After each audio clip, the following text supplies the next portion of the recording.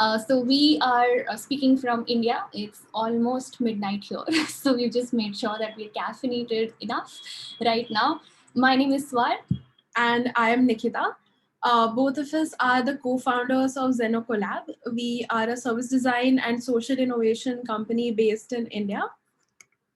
Both of us have been friends over a decade now, where both of us went to a design college together.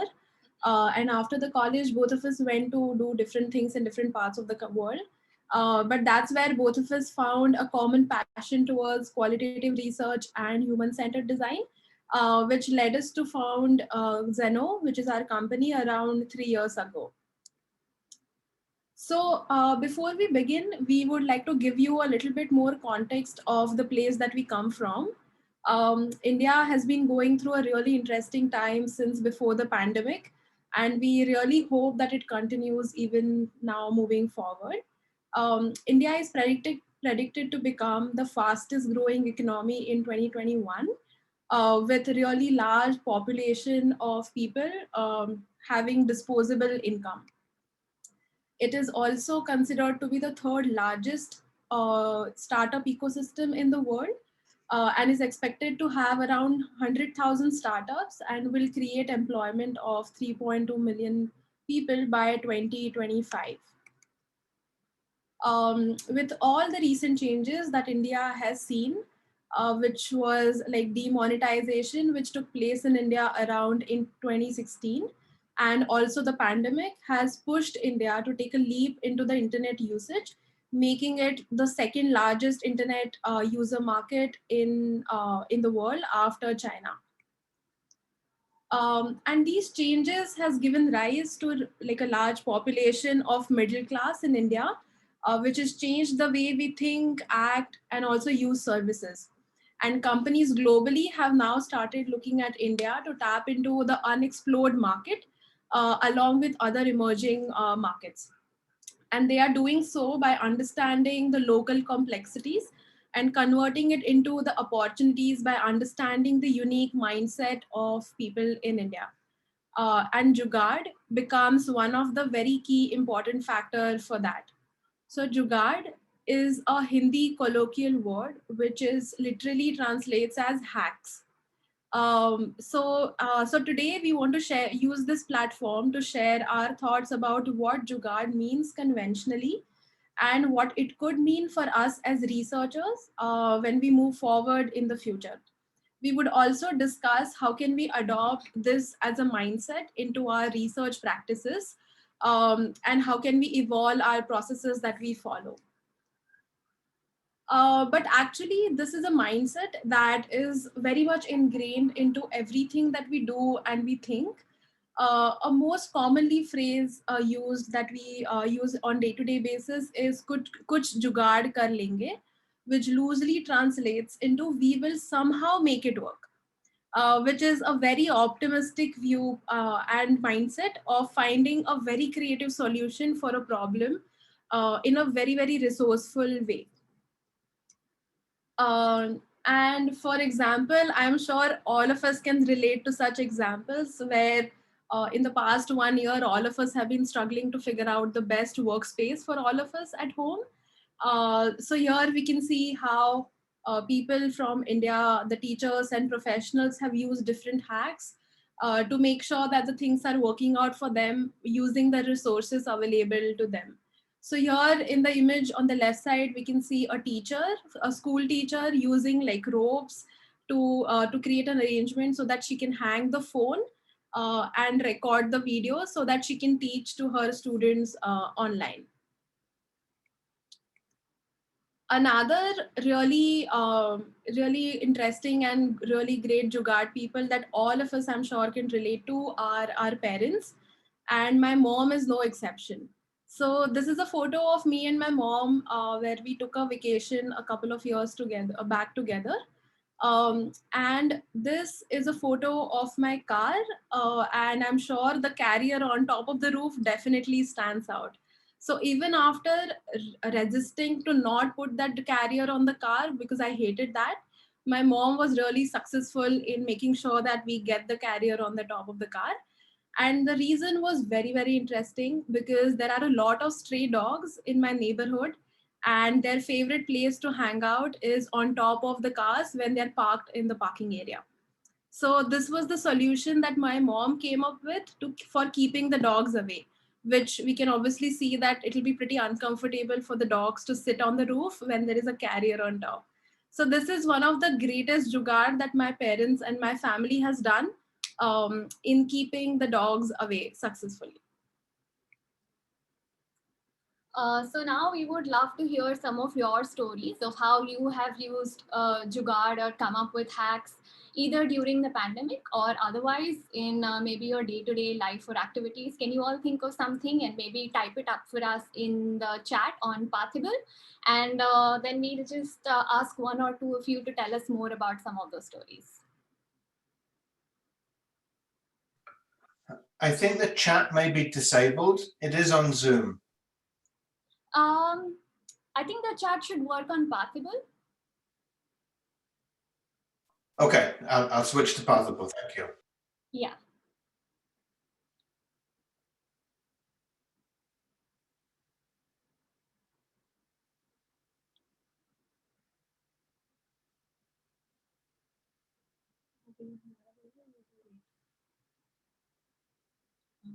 Maybe let's wait. So we see Patrice saying rigged up a second device so that I could use a product sort and moderate from the primary device. Super interesting. Nicole says using my old textbooks to make a stand-up desk at home. Haven't we all done that at least once in our life? And Martha says, I started buying pre-cooked food in bulk at Costco to solve for meals during the day. Yeah, super efficient. Very interesting. And Sue says space heaters in a spare room to do hot yoga. Interesting. I never thought of that. That is being very resourceful, I must say. Nicole says wine bottles full of sand for weights. And Lisa says I use a box to raise your laptop. Super fun. Lauren says had a participant turn their laptop around and hug it so I could see what they were doing on their smartphone. Oh. Super nice. Yeah. Was there, Nikita, can you think of something that we've done during our projects or for research specifically? Yeah, I think in the past when a client had asked us to come up, like do a usability study for one of the apps that they were developing, and due to the budget constraints and the timeline constraints, we could not afford and manage like the usability camera which is used for the usability test. So what we did was that we purchased a stable stand which is used typically for mics. And instead of mics, we put a web camera on that, and then we connected it to the laptop so that we could still record the screens of the user and share it with the clients, and not spend a lot of money on the camera which is used for the usability study because it's pretty expensive in India, and we didn't have the budget at that time for that particular project. So, and we remember the clients walking into the room and being really impressed that this is great that you made a camera for the usability study on your own. So yeah, they were pretty happy about it. It's great that you remembered it. All right, and Muva says used yogurt tubs to store the seeds and grains I buy from fresh goods markets. Holly says used Amazon box and soup can on top to hold iPad for client FaceTime Christmas lunch. Soup can acted as a magnet and held up iPad at the exact right height. Wow. It's a lot of thought put into it. These are great. Yeah. All right. So moving ahead. So basically, as you can all see, we all have stories and examples of how we've used Jugaad in our daily life in some way or form. So even though we're here to talk about Jugaad as an Indian mindset to innovate, it's actually a very human instinct. It's something that we would all do, is to try and find hacks if we are faced with a difficult situation. So we can sort of see Jugaad crop up in different forms across the world, and it has different names. For example, Gambiara in Brazil. So you'll hear stories from all over the world and different forms of Jugaad and different definitions of it across the world as well. So Jugaad is really about everyday creativity to tackle a constrained environment with limited resources. And the genius of Jugaad comes from being creative and being resourceful. It is a very intuitive process to solve for a very personal need. So even though all of the solutions that we've talking about now, or all of the examples describe very personal solutions that have been used to solve everyday challenges, in India, Jugaad has actually been used to create innovations that solve for real user needs in very constrained environments, and have solved real needs within communities, and especially marginalized communities, which is why Jugaad is celebrated as a mindset of innovation in India. So a great example of how Jugaad is used to solve a personal need, but can also help with creating innovations for communities, comes from a serial inventor called Mohammad Sahidullah. He is a 60-year-old man who was so tired and frustrated of taking the overcrowded and overpriced boat to go see his wife who lived across the river, that he found a way to turn his bicycle into a boat in only 3 days. So here's a video of his story. So let's take a look.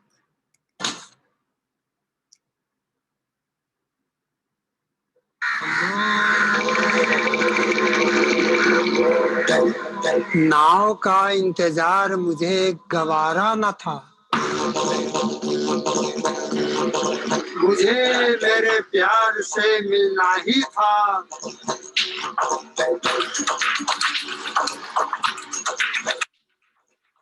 मेरी बेकरारी ने मुझे आविष्कारी बना दिया।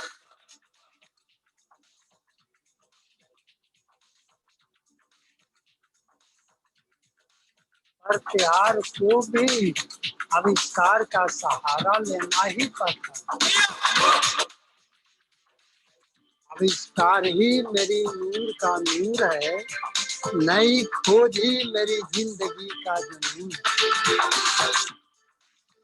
माई technology.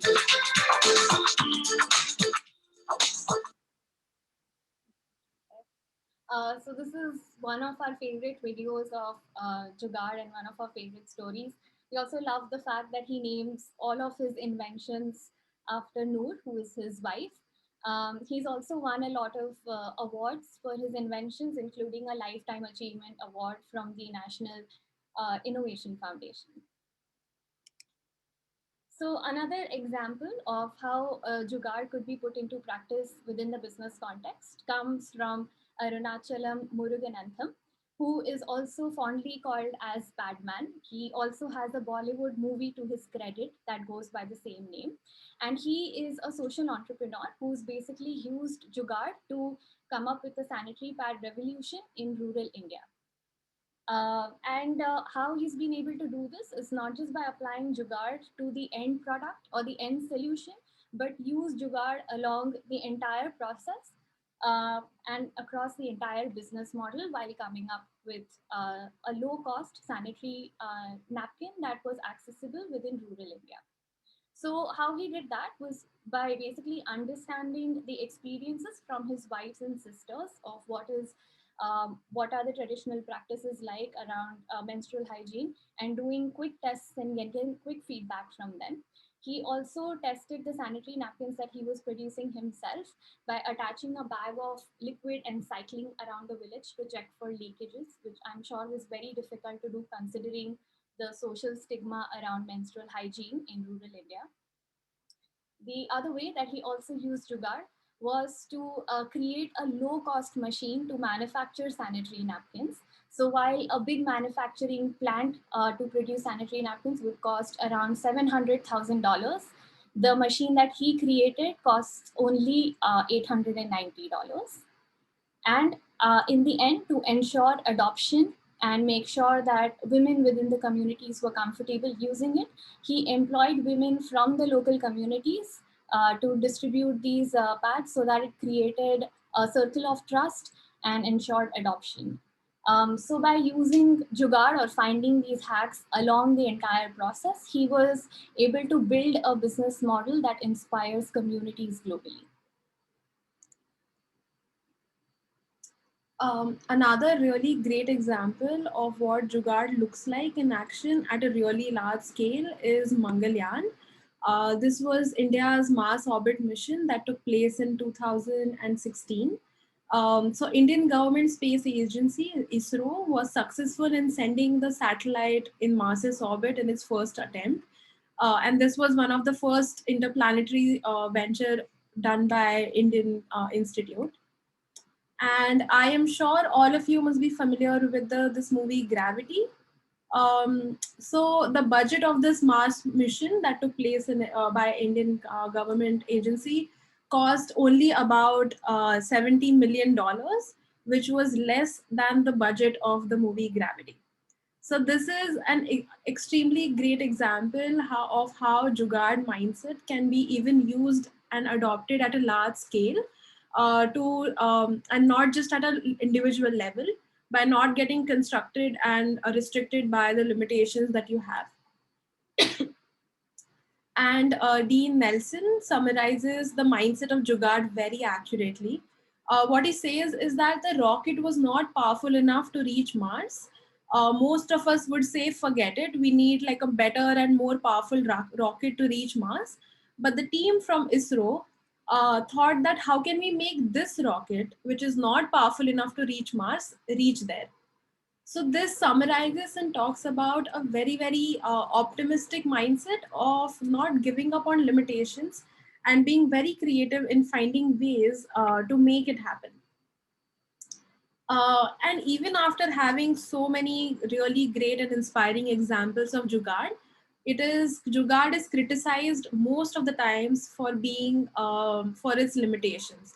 It is considered that it is an unorganized and informal way of creating solutions, which most of the times lead to a low quality products. Also, it is associated most of the times with just the physical product innovation, and is not looked at it as a scalable model, and is again considered as a limiting factor of Jugaad. A lot of people think that the large organizations and companies cannot adopt this mindset for its non-scalable nature. As a lot of times we see individuals getting adopting this mindset at a very, very individual and personal level.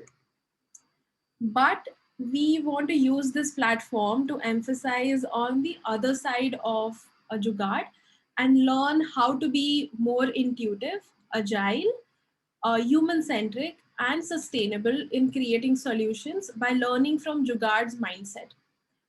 This is a mindset that we think that it teaches us how to look for opportunities in constraints and not get discouraged by it.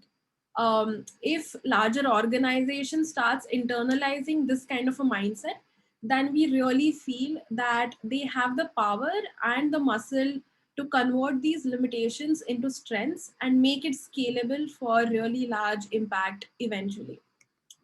And we do have such examples of companies who has been doing it at a large scale.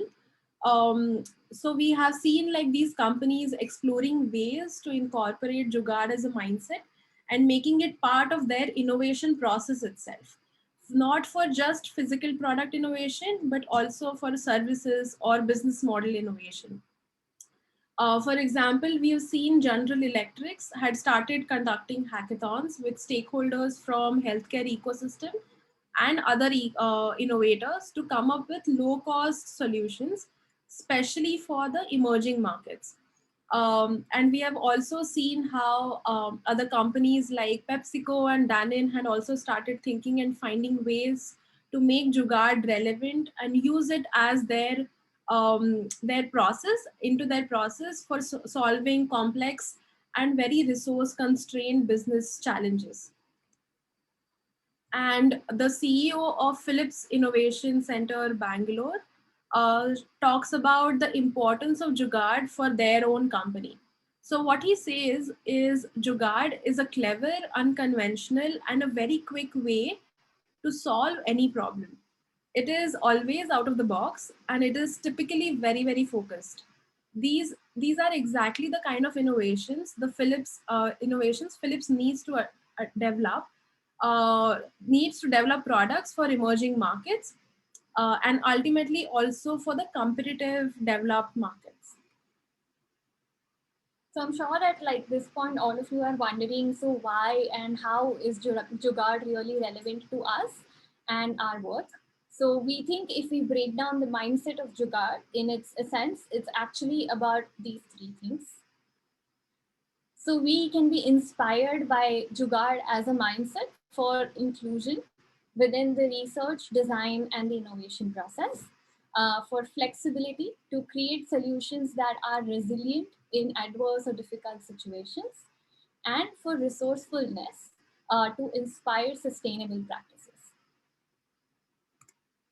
So to dive a little bit deeper into what we mean by Jugaad for inclusion, so in all of the stories and examples that we've seen so far, what really stands out are the innovators behind it and their deep sense of empathy. So these people don't design solutions for the community, they are the community. And they have a deep intelligence for user needs and the challenges within the context. And I think it's very important for us to learn from that and to invite local innovators into our process to design solutions that are truly inclusive. So now this might sound redundant or maybe repetitive for some of us within the research and the design industry, but it's still sort of utopian to be applied within the business context. Still, there are some examples of companies like the Future Group practicing inclusive innovation. So Future Group is an Indian conglomerate that has a very strong presence in the fashion and the retail sector in India. They also own a range of popular supermarkets in India called Big Bazaar. And what Future Group has managed to do is allow its set of managers who work very closely with their consumers to share ideas on how to increase sales.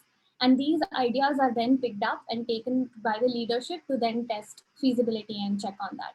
But by doing that, they've managed to decentralize their research and the ideation process and invite fresh ideas by people who are closer to their consumers. Also, the value of grassroots level innovations are also now being recognized and identified by governments all over the world, including India and the US. For example, in the US, under President Obama's administration, the Office of Social Innovation and Civic Participation was established with the goal of identifying and elevating grassroots level innovators and innovations that could benefit society at large. So as researchers, to be able to facilitate inclusion into the research process, it's very important for us to identify different roles within the communities and find ways to include voices that are especially marginalized into our process. Again, it might sound very easy to do, but all of us know that it's very hard to actually put it into practice. So an example of that comes from one of our recent projects that we had done with an inclusion initiative by the government of India. The goal of our project was to make financial contracts that are usually in English and make them inclusive and understandable by communities in rural India who cannot read or write in English.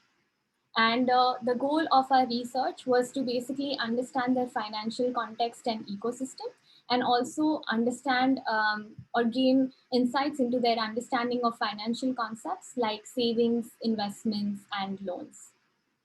So it's still quite often assumed that women in Indian rural villages are not an active part of the financial decision-making process within a family unit. But we chose to go with a sample group with equal representation of the two genders.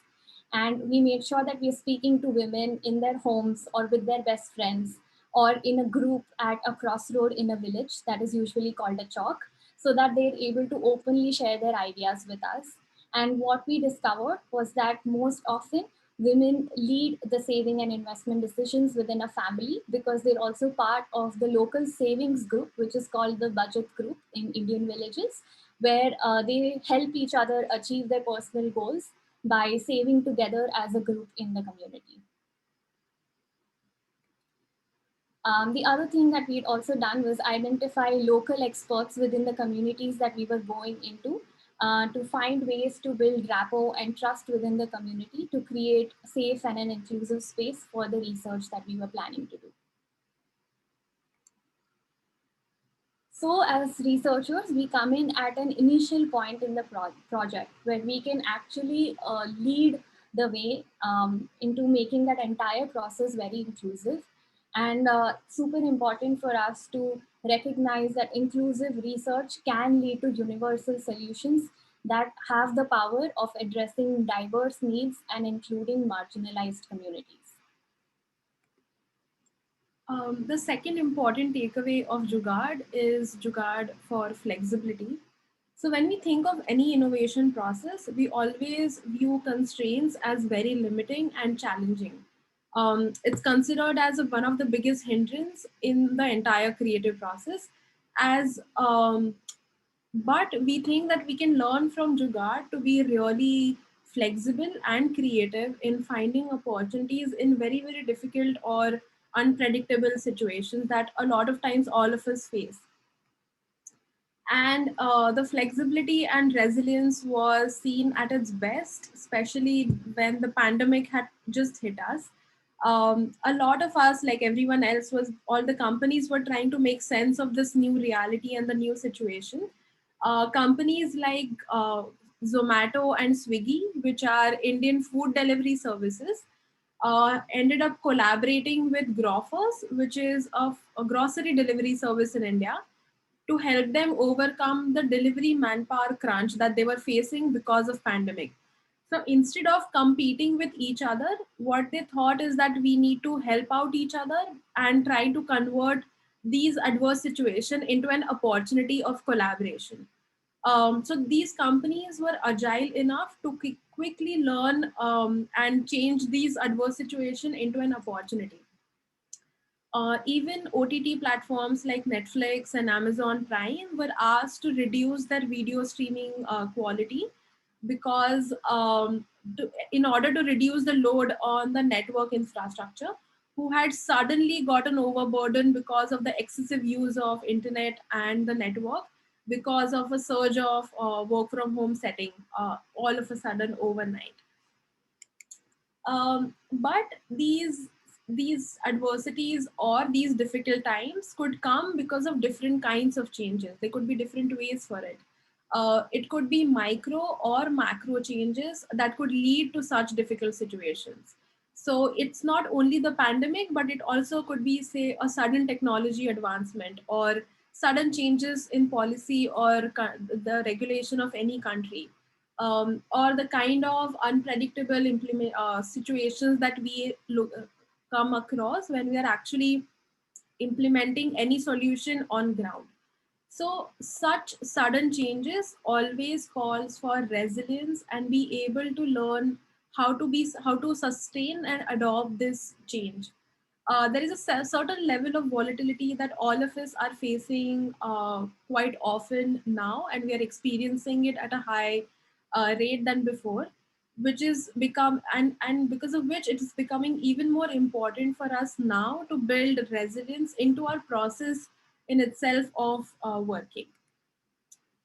And as I said that the pandemic, like how the pandemic affected the big companies, it also affected small companies and researchers like all of us. I'm sure every one of us was struggling and trying to figure out how to do the research just remotely, which was a completely new setting and it needed a completely different frame of mind. So as researchers, our team found Jugaad solutions to continue work and conduct research remotely. For example, we ended up in order to conduct online interviews, we had to spend a really long time in figuring out the best and the easiest tech solution that our user can adopt to come online and speak with us. because at that time the kind of users that we were talking to were tech laggards. So our team spent a really long time in helping them onboard on the platform, also help them make sure that they are comfortable with the platform, because these were the users that we were talking to who even needed extra support to even log on to their own email accounts. So these were the kind of users that we were trying to be included in our research. We also had to work out a different arrangement during these times for the research, so that our clients could also listen to the conversation of the participants or the interviews that we were conducting with the users, without intimidating the users by getting like 5 6 people on the same video call. So what we had started doing was we had started creating two different links in parallel. One was just for our clients and one was for the respondents. Also considering the kind of language barriers that all of us face, especially in India, we had also started figuring out multiple tools to run in parallel, say like WhatsApp, Google Meet, Zoom, to run in parallel, so that we can overcome this language barriers and help the translation as well to happen simultaneously. But it doesn't always take a pandemic for us to be creative. It also could be we can be creative, or we can be resilient even in doing our day-to-day work and doing any of our research projects. So when we go on field for research, we are most often met with unforeseen circumstances which we just cannot predict beforehand or plan for it beforehand when we are sitting in a boardroom meeting or we are sitting at our own offices. And we face this typically when we go for research in rural villages in India. So even though we go for these research with a planned discussion guide and planned tools, we can never predict and be sure that we'll be successful in implementing the research as is planned. So what we have to do as researchers is to be very, very agile and very flexible. So for example, sometimes when we go and speak with users, we sometimes face sudden power outage at user's house, or instead of doing one-on-one interviews, we have to convert it into a group discussion, because we happen to talk to the user at a crossroad of his house where a lot of villagers happen to hang out.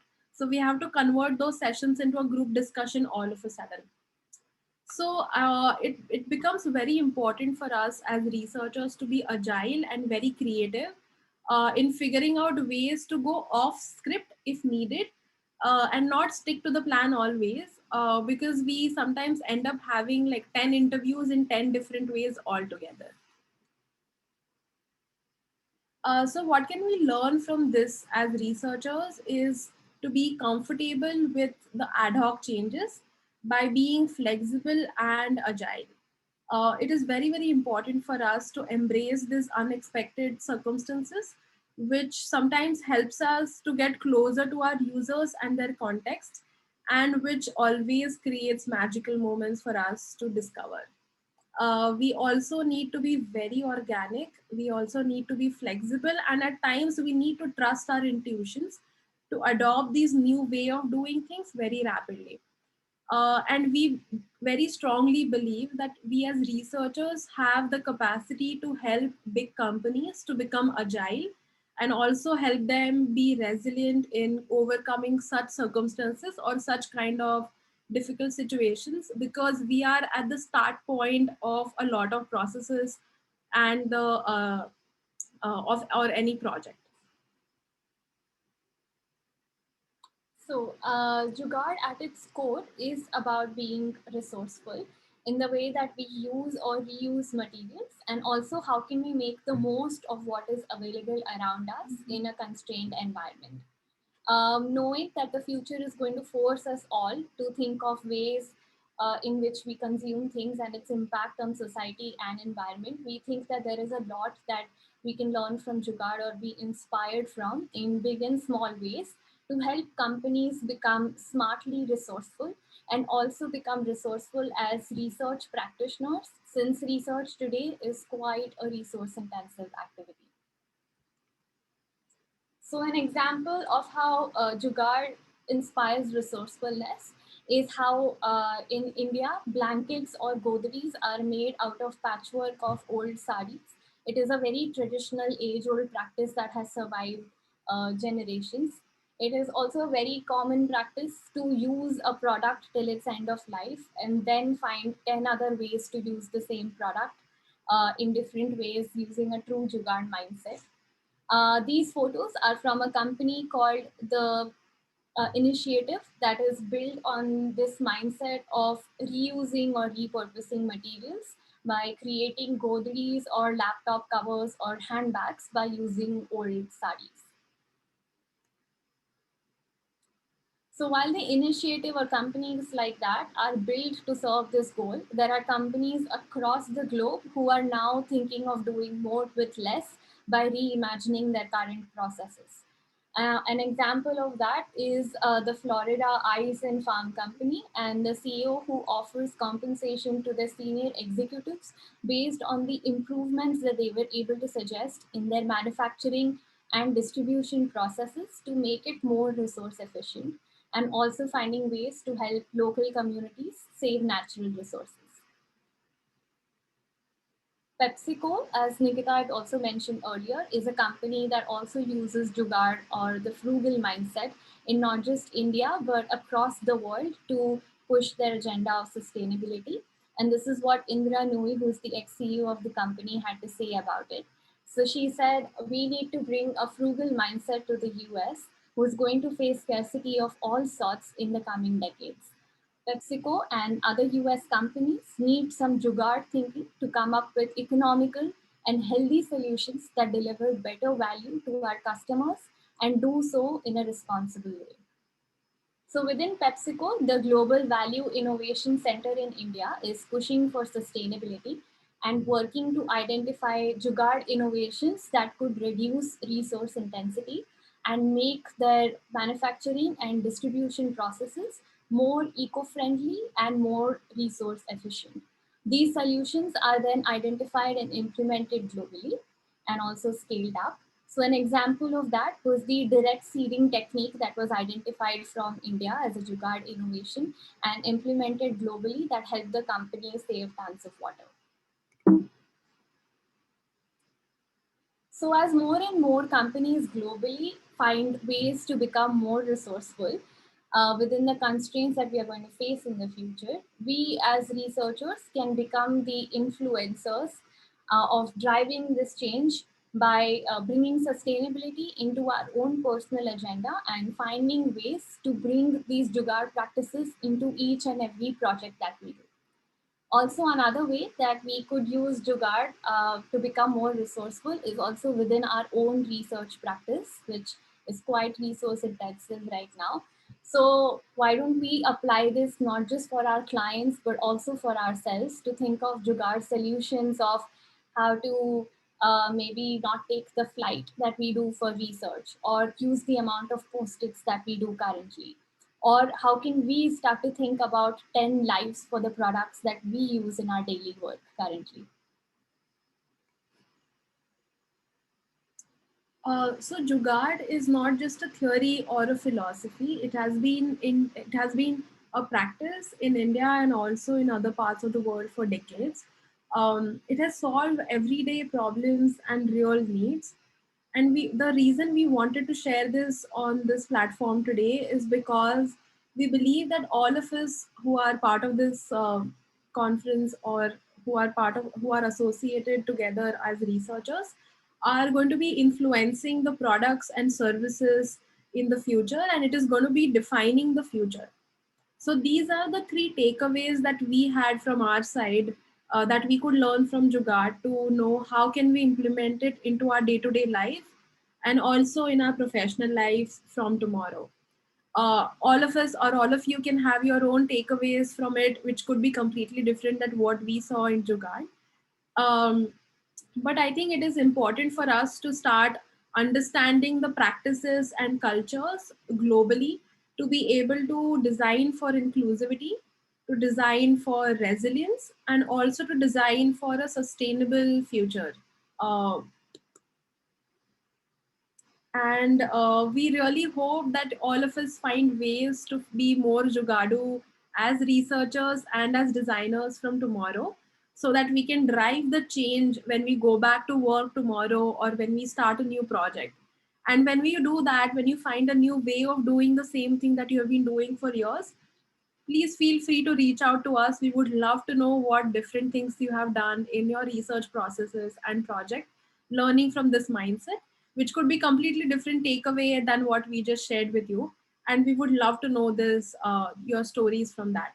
So let's start from today and let's drive the change. Thank you so much for your time.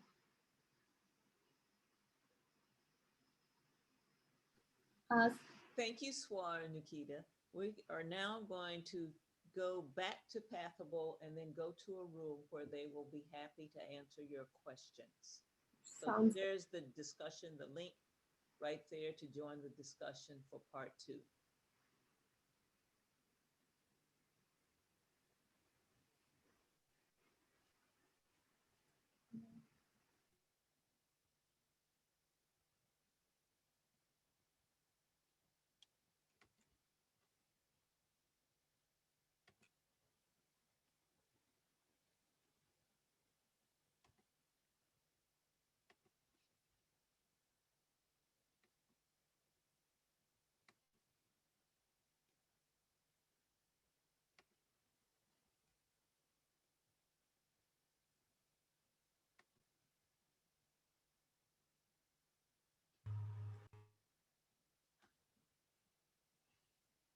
It's not doing it.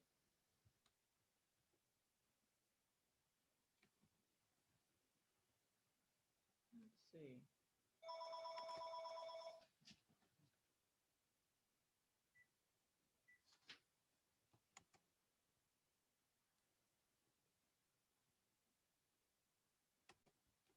It's not going.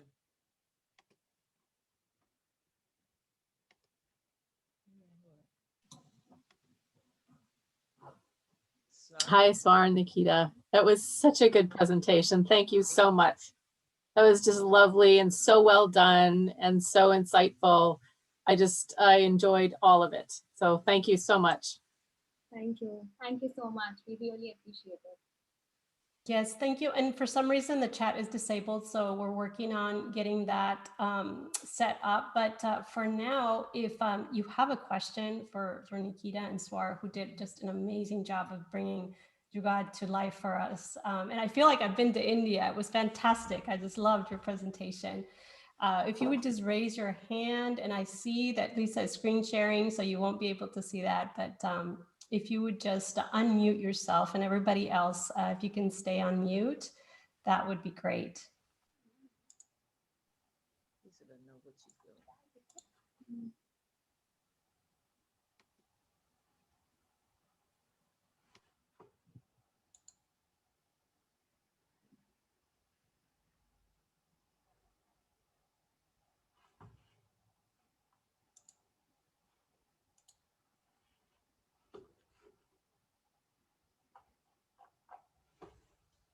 I'll just speak up. There's a wonderful presentation. Thank you both.